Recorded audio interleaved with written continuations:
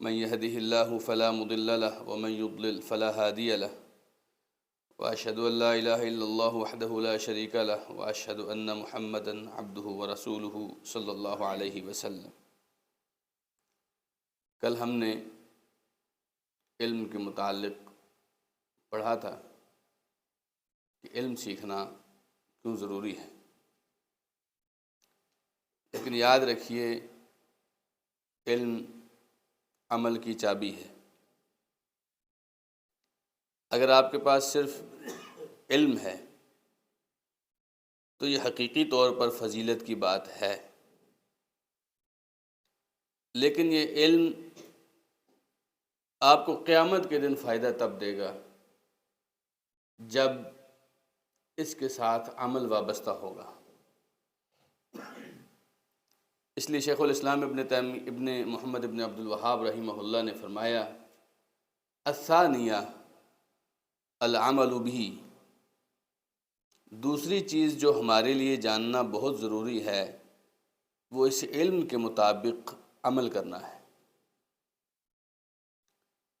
اور آپ کو پتہ ہے کہ قیامت کے دن اللہ تعالیٰ نے کھڑا کر لینا ہے آدمی کو، اور 5 سوالوں کے جواب جب تک نہیں دے گا یہ اپنے قدم ہٹا نہیں سکے گا۔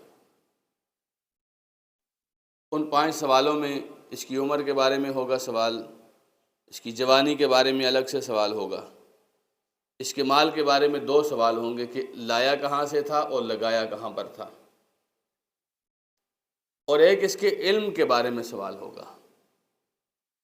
یہ نہیں کہ تمہارے پاس کتنا تھا، یہ تو فضیلت کی بات ہے جو آدمی جتنا اکٹھا کر لے، لیکن سوال یہ ہوگا کہ اس کے اوپر عمل کتنا کیا۔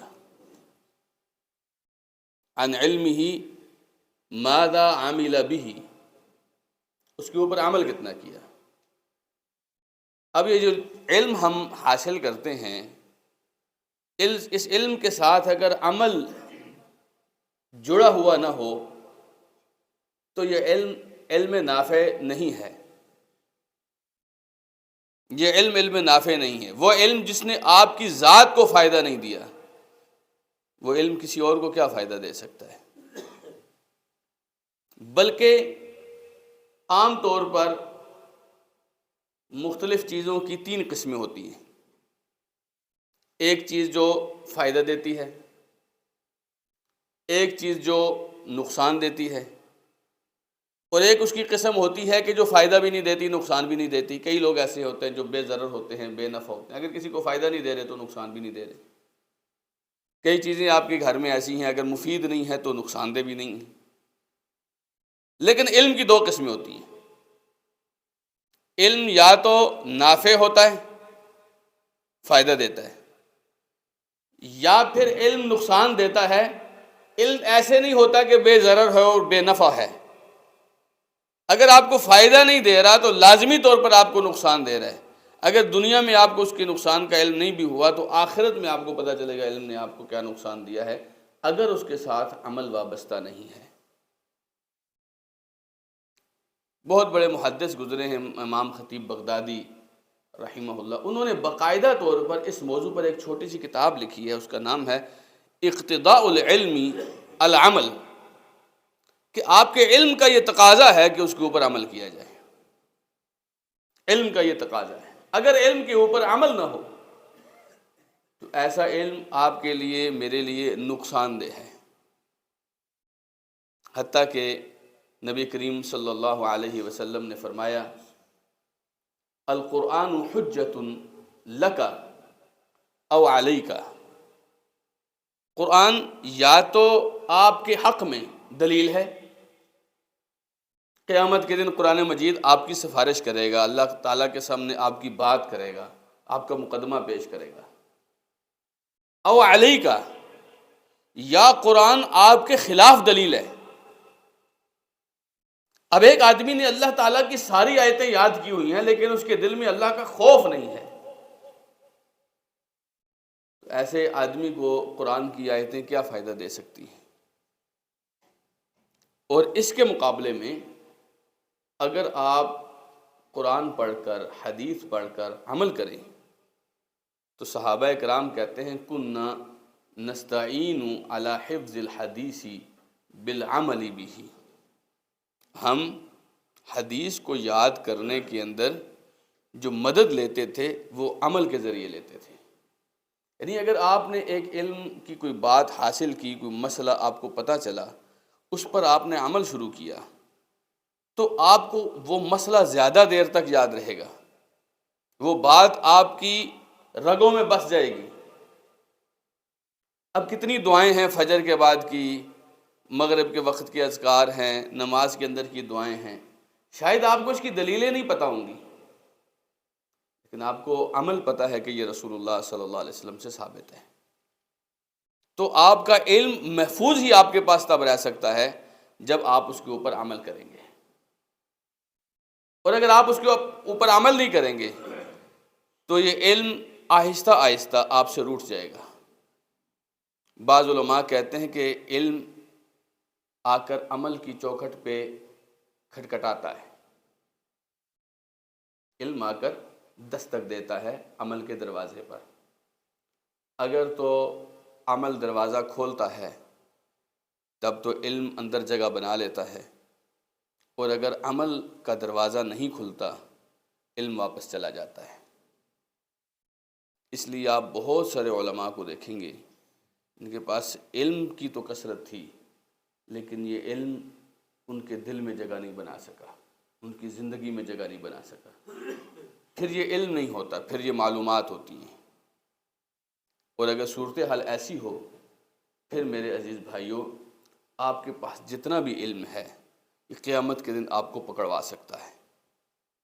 یہ جو آپ نے فجر کی نماز پڑھی، فجر کی نماز کے بعد رسول اکرم صلی اللہ علیہ وسلم جو اذکار کیا کرتے تھے، ان میں ایک یہ دعا بھی شامل تھی، اللہم انی اسألک علما نافعا ورزقا طیبا وعملا متقبلا۔ اللہ، میں تجھ سے نفع بخش علم کا سوال کرتا ہوں اور طیب رزق کا سوال کرتا ہوں، اور ایسے عمل کا سوال کرتا ہوں جو تو قبول کر لے۔ بلکہ رسول اللہ صلی اللہ علیہ وسلم کی بعض دعاؤں میں یہ بات شامل تھی، اللہم انی اعوذ بک من علم لا ينفع لا ينفع۔ اللہ، میں تیری پناہ چاہتا ہوں ایسے علم سے جو فائدہ نہ دے، جو فائدہ نہ دے۔ مطلب رسول اللہ صلی اللہ علیہ وسلم ایسے علم کے ساتھ بالکل خوش نہیں تھے جو آدمی کی ذات کے اوپر، آدمی کی گفتگو کے اوپر، آدمی کے عمل کے اوپر، آدمی کی تربیت کے اوپر اثر انداز نہ ہو، کیونکہ ایسا بے فائدہ علم صرف بے فائدہ نہیں ہے، وہ نقصان دہ ہوتا ہے۔ تو دوسری بات جو ہمارے لیے سیکھنی ضروری ہے، وہ دین کے علم کے بعد دین پر عمل کرنا۔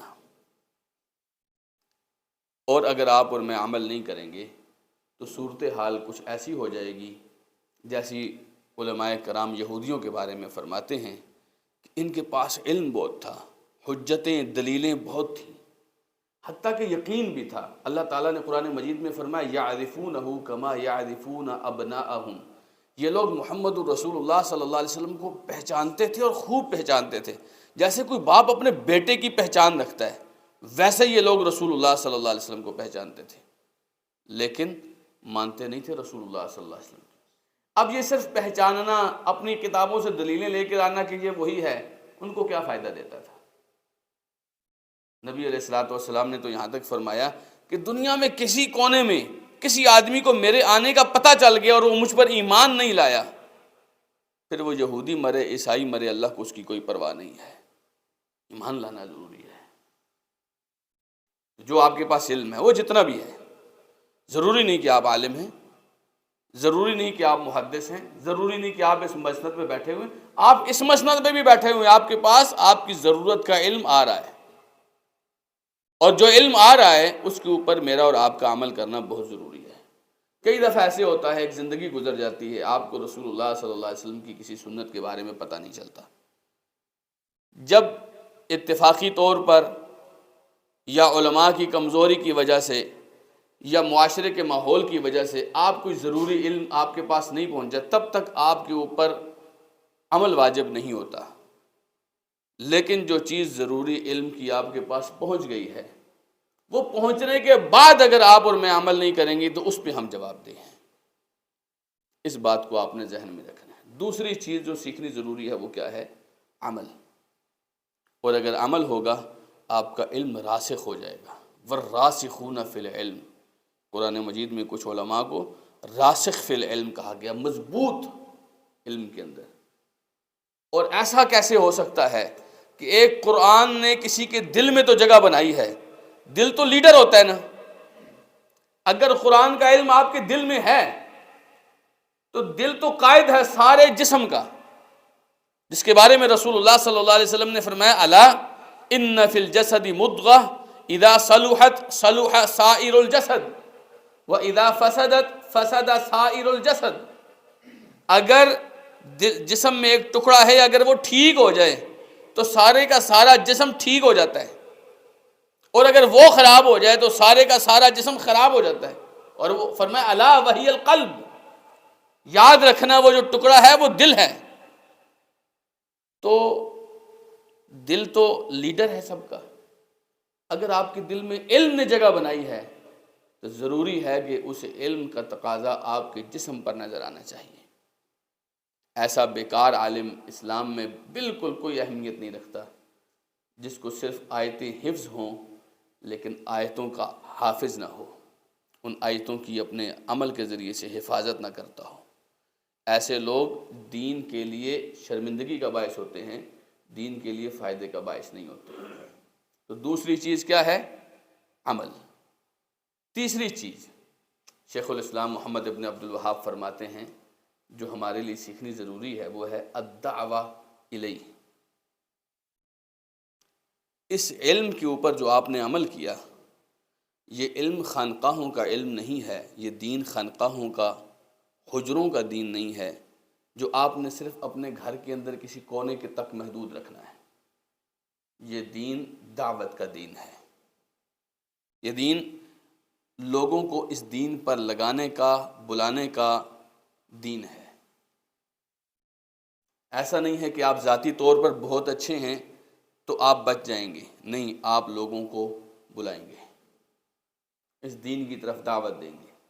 آپ کو اگر اللہ کی توحید کی سمجھ آ گئی ہے کہ رب کریم کی توحید کا تقاضا یہ ہے کہ اس کے علاوہ کسی اور کو نہ پکارا جائے، تو جتنے لوگ اس کے علاوہ لوگوں کو پکارتے ہیں ان تک اللہ کی توحید پہنچانا آپ کی اور میری ضرورت ہے، اور میری اور آپ کی ذمہ داری ہے۔ اللہ سبحانہ و تعالی نے فرمایا قل ھذہ سبیلی ادعو الی اللہ علی بصیرۃ انا ومن اتبعنی۔ اس آیت کے اندر دعوت کے سارے تقاضے اللہ تعالیٰ نے ذکر کیے۔ اے میرے محبوب، آپ ان سے فرمائیے یہ میرا راستہ ہے۔ آپ نے لوگوں کے سامنے بالکل واضح توحید کا راستہ سمجھا دیا، بتا دیا کہ یہ چیز ہمارا دین ہے۔ ادعو الی اللہ، میں اسی راستے پر چل کر لوگوں کو اللہ کی طرف بلا رہا ہوں، لیکن کیا خالی ہاتھوں میں لوگوں کو ایسے ہی اپنی زبان سے قائل کرنے کی کوشش کر رہا ہوں؟ نہیں، علی بصیرۃ، میں لوگوں کو بصیرت کی بنیاد پر، میں لوگوں کو دلیل کی بنیاد پر، یقین کی بنیاد پر، حقائق اور حقیقت کی بنیاد پر لوگوں کو بلا رہا ہوں۔ اور صرف میں نہیں، انا فرمایا میں بھی، ومن اتبعنی، اور وہ سارے لوگ جو میری پیروی کرتے ہیں وہ اس دین کے، اس راستے کے، اس علم کے خادم ہیں، داعی ہیں، وہ اس کے مبلغ ہیں، وہ اس کے مدرس ہیں، معلم ہیں، وہ لوگوں کو لے کر آئیں گے، اور اسی منہج کے اوپر، بصیرت اور دلائل کے اوپر لوگوں کو اللہ کے دین کی بات پہنچائیں گے۔ یہ دین دعوت کا دین ہے۔ فَمَا كُنْتُمْ خَيْرَ أُمَّةٍ أُخْرِجَتْ لِلنَّاسِ تَأْمُرُونَ بِالْمَعْرُوفِ وَتَنْهَوْنَ عَنِ الْمُنْكَرِ، تم سب سے بہترین امت ہو۔ کیوں؟ کیونکہ تم صرف اپنے تک محدود نہیں ہو، تمہیں لوگوں کے لیے نکالا گیا ہے، تم لوگوں کی ہدایت کا باعث بنتے ہو، تم لوگوں کو خیر کی بات پہنچاتے ہو اور لوگوں کو برائیوں سے روکتے ہو۔ اگر میرے پاس علم ہے اور میں ذاتی طور پر عمل کر رہا ہوں تو یہ عمل زیادہ دیر تک نہیں ٹھہر سکے گا جب تک میں اس عمل کو لوگوں تک نہ پہنچا دوں، اس علم کو لوگوں تک نہ پہنچا دوں۔ جب میں اپنے معاشرے کو ٹھیک کروں گا تو میرے اندر خود بخود اضافہ ہوگا، میرے ایمان میں اضافہ ہوگا، میری اس یقین میں اضافہ ہوگا جب لوگ آنا شروع ہو جائیں گے۔ جب میں اکیلا تھا تو ایک اللہ کے ساتھ تعلق تھا، لیکن آج میرے ساتھ چار اور لوگ قدم کے ساتھ قدم ملا کر کھڑے ہیں تو یہ تعلق اور مضبوط ہوتا ہے، یہ یقین اور مضبوط ہوتا ہے۔ اور اللہ تعالیٰ نے آپ کو زبان کیوں دی ہے؟ آپ نے کبھی سوچا؟ ہماری زبان تو کتر کتر چلتی رہتی ہے، لوگوں کی غیبتیں کرتے ہوئے، چغلیاں کرتے ہوئے، لوگوں کی عزتیں اچھالتے ہوئے، لیکن اس زبان کا تو اللہ کے ہاں کچھ اور مقصد ہے۔ فرمایا اللہ سبحانہ و تعالیٰ نے وَمَنْ أَحْسَنُ قَوْلًا مِّمَّنْ دَعَا إِلَى اللَّهِ، اس آدمی سے بہتر بات کس کی ہو سکتی ہے جو اللہ کی طرف پکارتا ہے، جو لوگوں کو اللہ کی طرف بلاتے ہیں۔ کتنے لوگ ہیں جو اپنے پروڈکٹ بیچنے کے لیے، اپنی دکان کا سامان بیچنے کے لیے، اپنی فیکٹری کا سامان بیچنے کے لیے لوگوں کو قائل کرتے ہیں، یہ ہمارا یہ والا سامان اچھا ہے، اس کی کوالٹی یہ ہے، اس کا ریٹ یہ ہے، کئی چیزیں بتا کر وہ قائل کرتے ہیں اور اپنے گاہک کو کوشش کرتے ہیں کہ ان سے اٹھ کر نہ جائے۔ اور اچھا تاجر ایسا ہی ہوتا ہے۔ اور اس سے بڑی تجارت کیا ہے کہ اللہ تعالیٰ نے آپ کو اپنے دین کے لیے چنا ہے، اور اللہ نے فرمایا ہے کہ آپ کی زبان سے سب سے بہتر کوئی بات نکل سکتی ہے تو یہی نکل سکتی ہے کہ لوگوں کو آپ قائل کر کے اللہ کے دین کی طرف لائیے، لوگوں کو سمجھائیے۔ وَمَنْ أَحْسَنُ قَوْلًا مِّمَّنْ دَعَا إِلَى اللَّهِ، گفتگو تو سب کرتے ہیں لیکن اس کی گفتگو سے بہتر کسی کے نہیں ہے جو لوگوں کو اللہ کی طرف پکارتا ہے۔ وَعَمِلَ صَالِحًا، اور ایسا نہیں کہ لوگوں کو پکارتا ہے، خود بھی نیک عمل کرتا ہے۔ وَقَالَ إِنَّنِي مِنَ الْمُسْلِمِينَ، اور لوگوں کو ثابت کرتا ہے اور کہتا ہے کہ میں مسلمانوں فرما برداروں میں سے ہوں۔ تو یہ دین دعوت کا دین ہے۔ تیسری چیز جو اس دین میں ہمیں سیکھنی بہت ضروری ہے وہ دعوت دین ہے۔ اور دعوت دین کے لیے ضروری نہیں ہے کہ آپ کے پاس مدرسے کی ڈگری ہو، یہ بالکل ضروری نہیں ہے۔ نبی کریم صلی اللہ علیہ وسلم نے آپ کو کیا فرمایا؟ بلغوا عنی ولو آیا۔ آپ کو ایک آیت کا پتہ ہے، توحید کے مسئلے کا پتہ ہے، رسول اللہ صلی اللہ علیہ وسلم کی کسی سنت کا پتہ ہے، آپ علیہ الصلاۃ والسلام کا ارشاد ہے کہ یہ آپ نے آگے پہنچانی ہے۔